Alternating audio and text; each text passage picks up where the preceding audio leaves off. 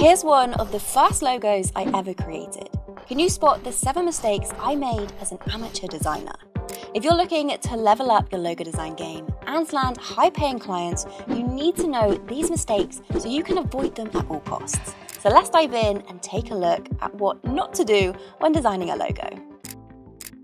The first mistake is all about how a logo looks at a glance. It should be instantly recognizable and easy to understand, but amateurs often make the mistake of adding too many elements, which creates competition for the viewer's attention, leading to confusion and an unaesthetically pleasing logo. This is the result of poor hierarchy.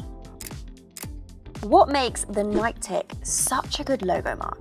I'll give you a clue. It has something to do with their website and marketing materials. It's something that a lot of amateur designers fail to consider when creating a logo, and that's scalability.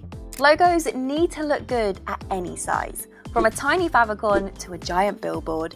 If your logo isn't legible at a small size, it will be unusable in many contexts. What do Harley-Davidson, Oral-B and the North Face have in common? They all use the font Helvetica in their logo. However, the reason they don't all look the same is because the font has been customized to suit each brand. Now, this isn't the mistake amateur designers make. Instead, it's actually the opposite. See, they understand the importance of manipulating a typeface to make it individual to that brand, but they take it too far and often end up over-customizing, making the design look unprofessional and affecting its legibility. Tim Hortons, Costa and Starbucks are all well-known coffee shops.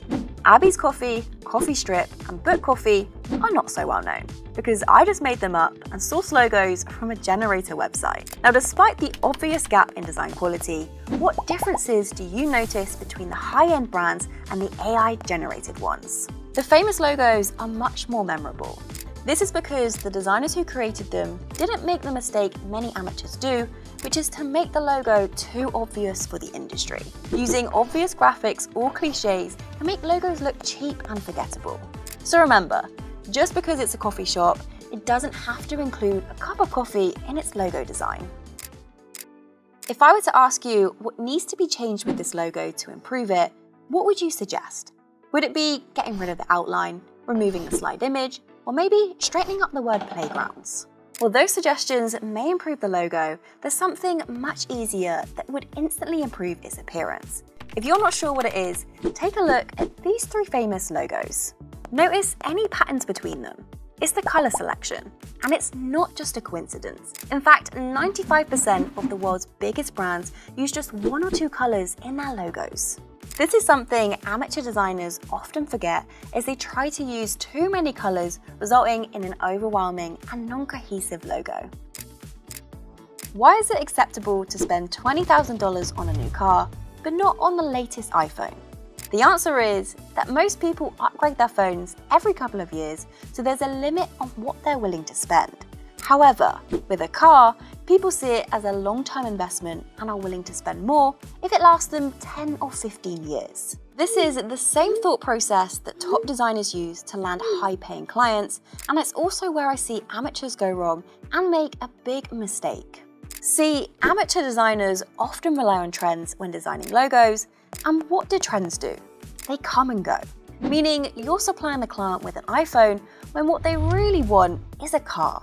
AKA, they're gonna have to get a rebrand in a few years' time when their logo looks outdated. To avoid this mistake, focus on creating a timeless design that will stand the test of time and provide long-term value for the client.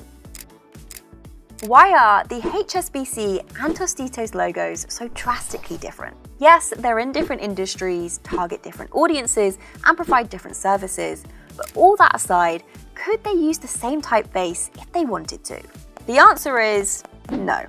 And it's important to understand why, because if you get it wrong, it can make your designs go from pro to no in seconds. The reason brands within the same industry tend to use similar fonts is because the font needs to fit with their industry and convey the right tone and personality. A bank that people trust to store and protect their money doesn't want to use a bold, bubbly font as it doesn't exactly convey trust.